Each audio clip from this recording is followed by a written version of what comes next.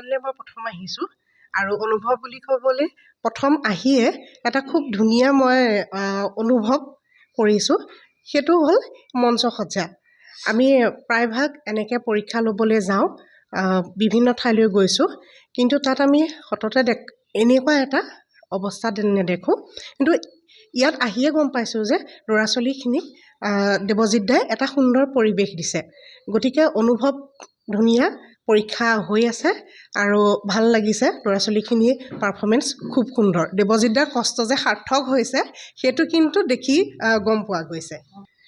এয়া প্ৰথমবাৰ পৰীক্ষা নহয়নে গতিকে স্বতন্ত্ৰভাৱে এওঁলোকৰ কেন্দ্ৰই প্ৰথমবাৰ পৰীক্ষা অনুষ্ঠিত কৰিছে আৰু 18জন হৈছে গতিকে প্ৰথমবাৰৰ বাবে 18জন ছাত্ৰ ছাত্ৰীয়ে পৰীক্ষা দিছে আৰু এয়া ভাল খবৰ তেওঁলোকে হয়তো বিভিন্ন কাৰণত আঁতৰি গৈছে আচলতে পৰিৱেশ কলাটো এনেকুৱা এটা কথা শিশুসকলৰ শাৰীৰিক মানসিক বৌদ্ধিক বিকাশৰ ক্ষেত্ৰত অগ্ৰণী ভূমিকা গ্ৰহণ কৰে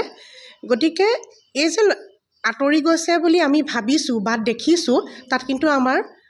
অভিভাৱকসকলো কৰণীয় আছে গতিকে আমি তেওঁলোকক যদি আঁতৰি যোৱা দেখিছোঁ তেতিয়াহ'লে বুজাব লাগিব যে এই পৰিৱেশ কলাই তেওঁলোকক ভৱিষ্যতটো কেনেকৈ সুৰক্ষা দিব পাৰে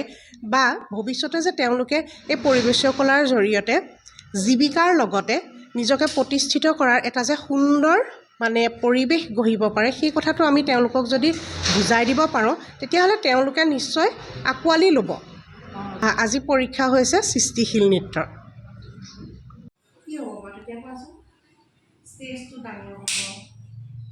ইমান মানুহ থাকিব ইমান ধুনীয়াকৈ আহি পেলাই নেহা